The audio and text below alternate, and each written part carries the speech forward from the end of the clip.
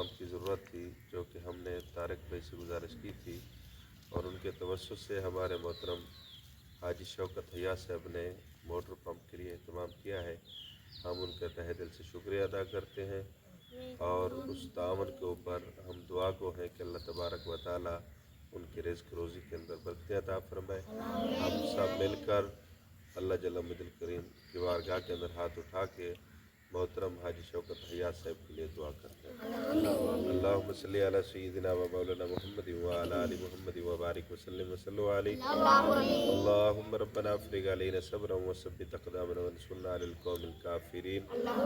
یا کریم خالق و مالک رب، تیرے حضور ہم سب یہ بچے چھوٹے بڑے ہم مل کے اپنے پیارے بھائی محترم حاجی شوکت حیات صاحب کے لیے دعا گو ہیں۔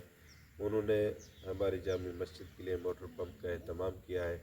اللہ تبارک و تعالیٰ ان کا یہ حصہ ملانا اپنی بارگاہ کے اندر شرف قبولیت عطا فرمائے۔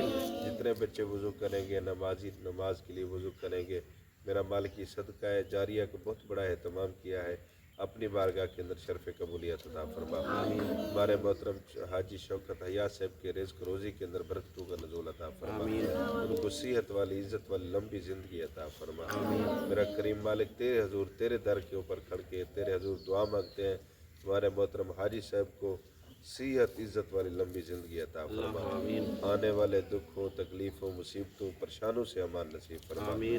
میرا کریم مالک، ان کے جو نیک حاجات نیک ارادے ہیں، اس صدقہ جاریہ کی برکت سے میرا مالک ان کے نیک دلی ارادے پورے فرمائے۔ صلی اللہ تعالیٰ علی خیر خلق محمد و علی آلہ و صحابہ و اہل بیتہ۔